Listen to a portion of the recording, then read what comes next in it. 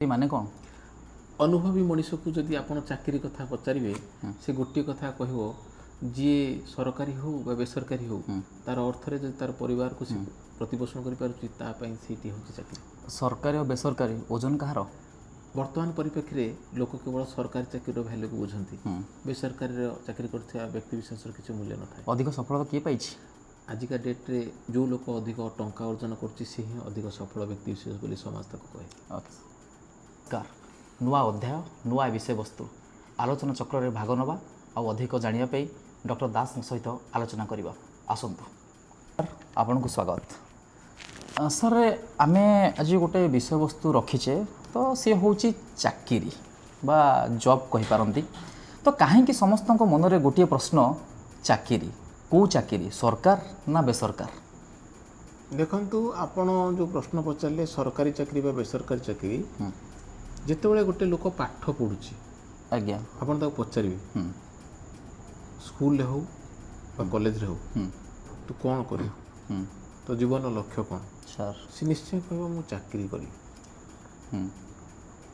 Government चाकरी करी ना प्राइवेट चाकरी करी कि इन्फोसिस रे करू विप्रो रे करू टीसीएस रे करू बा गोटे चाकरी करी गोटे वकिल भी जे भी चाकरी कर गोटे चाकरी करुच्ची चाकरी। हाँ सी प्राइवेट भी हो सी सका जो जाऊँ 10टा रू 4टा पर्यंत गोटे वकिल होकर लोकंर केस लड़ुची प्राइवेट वकिल आज्ञा से लोकटा जो सरकारी चाकरी ओजेएस पाई गोटे जज हो जाऊँ से सरकारी चाकरी होगा आज्ञा से सामान पाठ पाठ सामान आज्ञा किंतु जितेबाला गोटे गवर्नमेंट परीक्षा देदेला गोटे स्टाम्पटे बाजिगला सी से कौन है गोटे गवर्नमेंट चाकरी पाईगला तार भैल्यू बढ़ीगला से सिग्नेचर पावरटा आसला कि जितेबाला से वकिल बीएलएलबी करी से कोड पिंधिकी से जो बार एसोसिएशन बुलूला जे पर्यंत तार किसी पावर नथला जितेबाला से सरकार सिस्टम को प्रवेश कला से तार भैल्यू आसीगला। अर्थात सरकारी और बेसरकारी भितर फरक होची एतिकी आपण जितेबाला ब्रांड आउ नॉन ब्रांड भितर जेतिकी फरक आज्ञा सर्टिफाइड और नॉट सर्टिफाइड आज्ञा। अर्थात जितेबाला आपण गवर्नमेंट रे प्रवेश कले आपनकर सिग्नेचर रो वैल्यू आसला जितेबाला आपण प्राइवेट रे थिले आपन सिग्नेचर रो वैल्यू नथला। से लोक एमए पास करी कलेक्टर होचनी से लोक बीए पास करी भी कलेक्टर होचनी किंतु से बीए पास करथुवा पिलाटा जितेबाला खाली बीए पास करथला तार वैल्यू किछ नथला। अच्छा तेणु सरकारी चाकरी भैल्यू रही बेसरकारी चाकरी भैल्यू जिते हेले भी तार भैल्यू सरकारी चाकरी सहित केबे कंपेयर करा जाई परिबो नाही। कारण आपण कोविड कथा चिंता करंतु कोविड रे आमे गोटे जिंस समस्त अनुभव करथिबा जो माने सरकारी चाकरी करथिले सेमानकर दरमा रे कट हे नथिला कि जो बेसरकारी चाकरी करथिला कार 50% दरमा कट हेतला कार 30% दरमा कट हेतला। तेणु से कोविड आमको जणै देला जे सरकारी चाकरी व्यवस्था कौन बेसरकारी चाकरी व्यवस्था कौन सरकारी सरकारी बेसरकारी बेसरकारी केबे सरकारी चाकरी सहित बेसरकारी चाकरी सहित तुलना करा जाई परिबो नै। जदियो सरकारी चाकरिया ठारू भी बेसरकारी चाकरियार एम्प्लॉयटे बहुत टंका दरमा पाए आज्ञा निश्चित अधिक टंका दरमा सर बहुत सारा मल्टीनेशनल कंपनी अछि बहुत टंका दरमा पाए किंतु केबे हेले गोटे सरकारी चाकरी सहित से कंपेरेबल हेबे नै। तार कारण मध्ये स्पष्ट कारण होची गोटे सिक्यूरिटी थाए सरकारी चाकरी किंतु बेसरकारी चाकरी गोटे सिक्यूरिटी न थाए तेणु जेहेतु बेसरकारी चाकरी जेते लाख लाख टंका सिक्यूरिटी न थाए तेणु सेति पई लोक सरकारी चाकरी को प्रेफरेंस दियंती। आज्ञा सर आम देखीचे बहुत सारा बड़ बड़ लोक मैंने अच्छा बिजनेसमैन हो तो ना कहीं सर गोटे प्रश्न आसुची तो सेमाने भी चाहिए तांको पिला मानू तो सरकारी चाकरी प्रेरणा दे पारे तो से कहीं सब जिन करती। बहुत बढ़िया प्रश्न आप पचार देखु से कौन करती से कोटी कोटी टंकार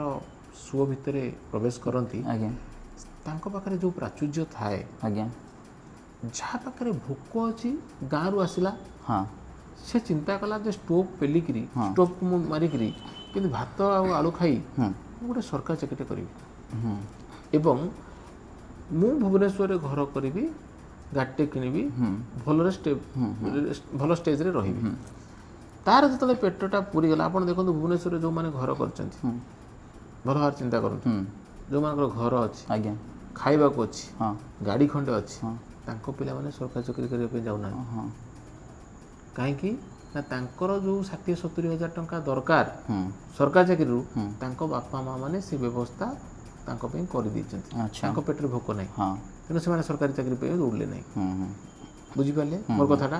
କିନ୍ତୁ ଯେଉଁମାନେ ସେମାନେ ଗୋଟେ ପ୍ରାଇଭେଟ୍ ଚାକିରି କଲେ ନିଜର ପେଟ ପୋଷଣା ପାଇଁ ଟାଇମ୍ ପାସ୍ କରିବା ପାଇଁ କାମଟି କଲେ, କିନ୍ତୁ ଯେଉଁମାନଙ୍କ ପେଟରେ ଭୋକ ଅଛି, ମୁଣ୍ଡରେ ଭୋକ, ପେଟରେ ଭୋକ ଏବଂ ସିଟ୍ ପାଇବା ପାଇଁ ମଧ୍ୟ ଭୋକ ଅଛି, ସେମାନେ ଦୌଡ଼ିଲେ, ଅହରହ ସଂଗ୍ରାମ କଲେ। ଆଜ୍ଞା ସରକାରୀ ଚାକିରି ଯେ ପର୍ଯ୍ୟନ୍ତ ନ ପାଇଛନ୍ତି ସେ ପର୍ଯ୍ୟନ୍ତ ଛାଡ଼ିଲେନି, ସେମାନେ ସରକାରୀ ଚାକିରି କଲେ। ଆଜ୍ଞା ସାର୍ ଆଉ ଗୋଟେ କଥା, ଯେମିତି ଆପଣ କହିଲେ ନର୍ମାଲ୍ ଯିଏ ଗୋଟେ BA ପାସ୍ କରୁଛି କି MA ପାସ୍ କରୁଛି, ତ ସେଇ ମଣିଷ ଭିତରେ ତ ତାଙ୍କର ପ୍ୟାରେଣ୍ଟସ୍ ମାନେ କ'ଣ କରନ୍ତି, ସେମାନେ କହନ୍ତି ମାନେ ଇଞ୍ଜିନିୟରିଂ କରିବା କି ଡକ୍ଟର ପାଠ ପଢ଼ିବ, ତ ସେମାନେ ତ BA ପାସ୍ କରିକି ତ ନର୍ମାଲ୍ ବି ସେଇ ଜିନିଷଟା କରିପାରିବେ, ସେମାନେ ଡକ୍ଟର ଇଞ୍ଜିନିୟର ଏସବୁ ଜିନିଷକୁ କ'ଣ ପାଇଁ ମାନେ ଯାଆନ୍ତି? ଦେଖନ୍ତୁ, ପ୍ରତ୍ୟେକ ମନୁଷ୍ୟର ଗୋଟେ ଅଭିଳାଷ ଥାଏ, ଆଚ୍ଛା ଇଚ୍ଛା ଥାଏ, ଡିଜାୟାର ଥାଏ।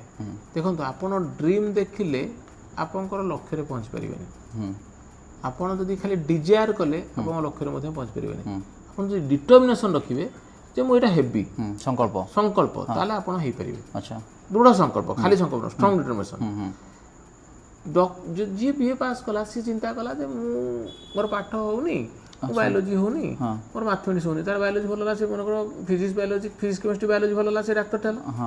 ଯାହାର ଫିଜିକ୍ସ କେମିଷ୍ଟ୍ରି ମ୍ୟାଥମେଟିକ୍ସ ଭଲ ହେଲା, ସେ କ'ଣ ଇଞ୍ଜିନିୟରଟା ହେଲା।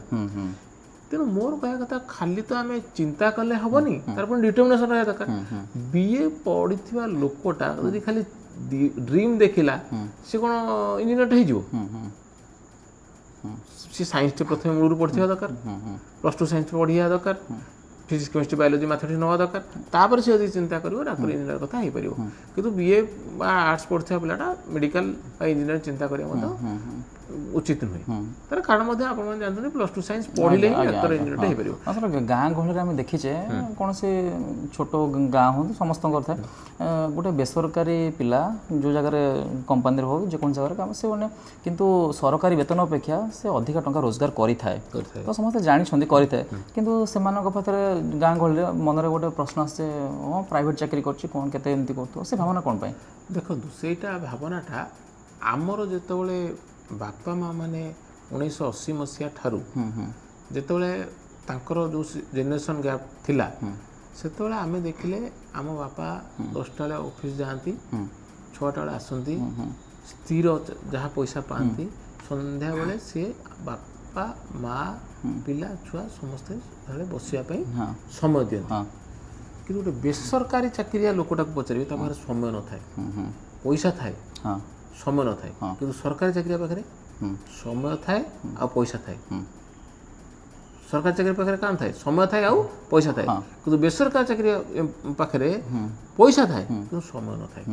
ତେଣୁ ସେଥିପାଇଁ କାଲି ତାର ଝିଅ ବା ତାର ପିଲାମାନଙ୍କୁ ସିଏ ସମୟ ନ ଦେବ, ପଇସା ହୁଏତ ଦେଇପାରେ, ସେଥିପାଇଁ ତାଙ୍କୁ ଯିଏ ଡ୍ରଇଂ କରିବ ବା ଗୋଟେ କରିବ ବା ଯାହା କରିବ, ସେଥିପାଇଁ ସେତେବେଳେ ଚିନ୍ତା କରେ ଯେ ମୁଁ ଗୋଟେ ସରକାରୀ ଚାକିରିକୁ ଦେବି ଯିଏକି ମୋ ଝିଅକୁ ସମୟ ଦେଇପାରିବ। ହଁ, ତ ଏଥିରୁ ସ୍ପଷ୍ଟ ସରକାରୀ ଚାକିରି କେବଳ ଗୋଟେ ଜବ୍ ସିକ୍ୟୁରିଟି ପାଇଁ, ଆଉ କିଛି ନାହିଁ। ଆଜ୍ଞା ସାର୍, ଗୋଟେ କଥା, ଆମେ ଦିନେ ବି ରାସ୍ତାରେ ଯାଉଥିଲୁ, ତ ଗଲା ଭିତରେ ଜଣେ ରାସ୍ତା ସାଇଡ଼୍ରେ ଜଣେ ଭେଣ୍ଡର ହେବେ, ସେ ଗୋଟେ ଜିନିଷ ବିକା ବି ପର୍ଟିକୁଲାର ନାଁ ନେବାକୁ ଚାହୁଁନି, କ'ଣ ବିକୁଥିଲେ କ'ଣ ନାହିଁ, ତ ବ୍ୟବସାୟ କରନ୍ତି ସେ। ତ ତାଙ୍କୁ ପ୍ରଶ୍ନ କରାହେଲା, ସେ କହିଲେ କି ଗୋଟେ ଡାଇରେକ୍ଟ କହିଲେ ଗୋଟେ ସରକାରୀ ଚାକିରି ଠାରୁ ମୋର 2 ଗୁଣା ରୋଜଗାର। ଏ କଥା ତାଙ୍କ ମନରେ କାହିଁକି ଆସିଲା? ଦେଖନ୍ତୁ, ସେ କାହିଁକି ଆସିଲା, ସେଟା ତାଙ୍କ ଅହଙ୍କାର କଥା କହୁଛି, ସେ କଥା କହୁନାହାନ୍ତି, ପଇସାର ଅହଙ୍କାର। କିନ୍ତୁ ସେଇ ଯେଉଁ ପଇସା ସେ ରୋଜଗାର କରନ୍ତି, ସେ କେତେ ସମୟ ଉପଭୋଗ କରିଛନ୍ତି? ଆପଣ ଯଦି ଆପଣ ରୋଜଗାର ପଇସାକୁ ଆପଣ ଖାଇବାରେ ବା ଆପଣଙ୍କର ଜୀବନଶୈଳୀରେ ଉପଭୋଗ କରିପାରୁନାହାନ୍ତି, ତାହେଲେ ସେ ପଇସା ରୋଜଗାର କିଛି ମୂଲ୍ୟ ନାହିଁ। କିନ୍ତୁ ଗୋଟେ ସରକାରୀ କର୍ମଚାରୀ ତାର ଯେଉଁ ସମୟ ପାଏ, ସେ ସମୟରେ ସେ ତାର ନିର୍ଦ୍ଦିଷ୍ଟ ଭାବରେ ନିର୍ଦ୍ଦିଷ୍ଟ ସମୟରେ ଖାଇବାର ଉପଲବ୍ଧି କରିପାରେ ଏବଂ ତାର ପରିବାରକୁ ସମୟ ଦେଇପାରେ, ତାର ସ୍ତ୍ରୀ ପିଲା ଛୁଆ ସମସ୍ତଙ୍କୁ ଉଚ୍ଚଶିକ୍ଷିତ କରିପାରେ। କିନ୍ତୁ ଗୋଟେ ପ୍ରାଇଭେଟ୍ ଏମ୍ପ୍ଲୟି ଯେଉଁମାନେ ଥାଏ, ବହୁତ ପଇସା ରୋଜଗାର କରିଥାଏ, କିନ୍ତୁ ତା ପାଖରେ ତା ସମୟ ତାର ନଥାଏ, ତା ସମୟ ତା ବସ୍ ତା କମ୍ପାନୀ। ସଫଳତା ଅଧିକ କାହାର, ସରକାରୀ ନା ବେସରକାରୀ? ଦେଖନ୍ତୁ, ବର୍ତ୍ତମାନ ଆପଣ ଦେଖିବେ ସରକାରୀ ଚାକିରିଟା ସେ ଯାହା ପାଠ ପଢ଼ିକି ଯାଇଥିବ, ଯାହା ପରୀକ୍ଷା ଦେବା ପର୍ଯ୍ୟନ୍ତ ଯେତିକି ସେ ତାର କରିକି ଯାଇଥିବ, ସେ ଯେତେବେଳେ ଚାକିରିଟା ପାଇଗଲା ସେଇଠି ସିଏ ସ୍ଥିର ହୋଇଗଲା। ଆଚ୍ଛା, ରେଷ୍ଟ 10ଟାରୁ 4ଟା, ସେଇଠି ଫୁଲ୍ ଷ୍ଟପ୍ ଲାଗିଗଲା, ଆଉ ତାର ଡେଭଲପମେଣ୍ଟ କିଛି ନାହିଁ। ସକାଳ 10ଟାରେ ଟିଫିନ୍ଟି ଧରିଲେ ଏବଂ ସନ୍ଧ୍ୟା 6ଟାରେ ଘରେ ଆସି ଚା ପିଇଲେ, ଆଉ ସନ୍ଧ୍ୟା 7টাରେ ନ୍ୟୁଜ୍ ଦେଖିଲେ। ହଁ କିନ୍ତୁ ପ୍ରାଇଭେଟ୍ ଚାକିରିର ଏମ୍ପ୍ଲୟିଟାଏ ପ୍ରତ୍ୟେକ ଦିନ ତା ପାଇଁ ଗୋଟେ ଶିକ୍ଷାର ମାନେ ଶିଖି ଯାଏ। Learning is a continuous process for the private employee. ଗୋଟେ ପ୍ରାଇଭେଟ୍ ଏମ୍ପ୍ଲୟି ଯେତିକି ତା ଜୀବନରେ ଶିଖେ ଜୀବନର 61 ପଥର ଭିତରେ, ଗଭର୍ଣ୍ଣମେଣ୍ଟ ଏମ୍ପ୍ଲୟିଟେ ସେତିକି ଜିନିଷ ଶିଖିପାରେ ନା। ଏବଂ ପ୍ରାଇଭେଟ୍ ଏମ୍ପ୍ଲୟି ଜୀବନ ସାରା ଯେତେ ସଂଘର୍ଷ କରେ, ଯେତେ ଲୋକଙ୍କ ଦ୍ୱାରା ନିର୍ଯାତିତ ହୁଏ, ଯେତେ ଲୋକଙ୍କ ଦ୍ୱାରା ନିଷ୍ପେଷିତ ହୁଏ, ଗଭର୍ଣ୍ଣମେଣ୍ଟ ଏମ୍ପ୍ଲୟିକୁ ସେତିକି ସହିବାକୁ ପଡ଼େନି। ଏବଂ ପ୍ରାଇଭେଟ୍ ଏମ୍ପ୍ଲୟିଟେ ଜୀବନ ଭିତରେ ଯେତିକି ଶିକ୍ଷା ଗ୍ରହଣ କରେ, ନିଶ୍ଚିନ୍ତ ତାର ଶିକ୍ଷା ଗୋଟେ ଯାହା ଯାହା ସିଏ ପାଇଥାଏ, ସିଏ ଗୋଟେ ଜୀବନ ବିଶ୍ୱବିଦ୍ୟାଳୟରେ ବିରାଟ ବହି ଭଳିଆ। ଗୋଟିଏ କମ୍ପାନୀ ସେ ଯାହା ଏକ୍ସପିରିଏନ୍ସ ପାଏ, ସିଏ ବି ଗୋଟେ ବହି। ନିଶ୍ଚିନ୍ତ। ପୁଣି ଆଉ ଗୋଟେ କମ୍ପାନୀକୁ ଯାଏ, ପୁଣି କିଛି ଶିକ୍ଷା ଗ୍ରହଣ କରେ, ପୁଣି ଆଉ ଗୋଟେ କମ୍ପାନୀ ଯାଏ, ଆଉ ଗୋଟେ କିଛି ଶିକ୍ଷା ପାଏ, ଆଉ ଗୋଟେ କମ୍ପାନୀ ଯାଏ, ଆଉ ଗୋଟେ କିଛି ଶିକ୍ଷା, ପ୍ରତ୍ୟେକ ଦିନ ସେ ଶିଖୁଥାଏ। ପ୍ରାୟ ସରକାରୀ ଚାକିରି ଯେଉଁମାନେ କିନ୍ତୁ ସେ ସ୍ଥିର ଗୋଟେ ଜାଗାରେ କିଛି ଶିଖିପାରନ୍ତିନି, କାରଣ ତାଙ୍କର ଆଉ ଶିଖିବାର ଆଗ୍ରହ ନଥାଏ। ସେ ସେଇଥିରେ ଭାବନ୍ତି ଯେ ଏଇଠି ଆରମ୍ଭ ଆଉ ଏଇଠି ଶେଷ। କିନ୍ତୁ ପ୍ରାଇଭେଟ୍ ଏମ୍ପ୍ଲୟିଟାର ଭାବିଥାଏ ଯେ ଏଇଟା ବୋଧେ ମୋର କାଲି ନଥିବ। ତେଣୁ ସେ ସବୁବେଳେ ସଂଘର୍ଷ କରିଥାଏ ଏବଂ ପ୍ରତ୍ୟେକ ଦିନ ପ୍ରିପାରେସନ୍ କରୁଥାଏ ଏବଂ ତାର ଆପ୍ରେଜାଲ୍ ରିପୋର୍ଟଟାକୁ ବସ୍ ଆଗରେ ସବୁବେଳେ ପଜିଟିଭ୍ କରିବା ପାଇଁ ଅହରହ ସଂଗ୍ରାମ କରୁଥାଏ। କିନ୍ତୁ ଗଭର୍ଣ୍ଣମେଣ୍ଟ ଏମ୍ପ୍ଲୟିଟେ କେବେ ହେଲେ ଆପ୍ରେଜାଲ୍ ରିପୋର୍ଟକୁ ସେ ସଂଘର୍ଷ କରିବା ପାଇଁ ଚେଷ୍ଟା କରେ ନା,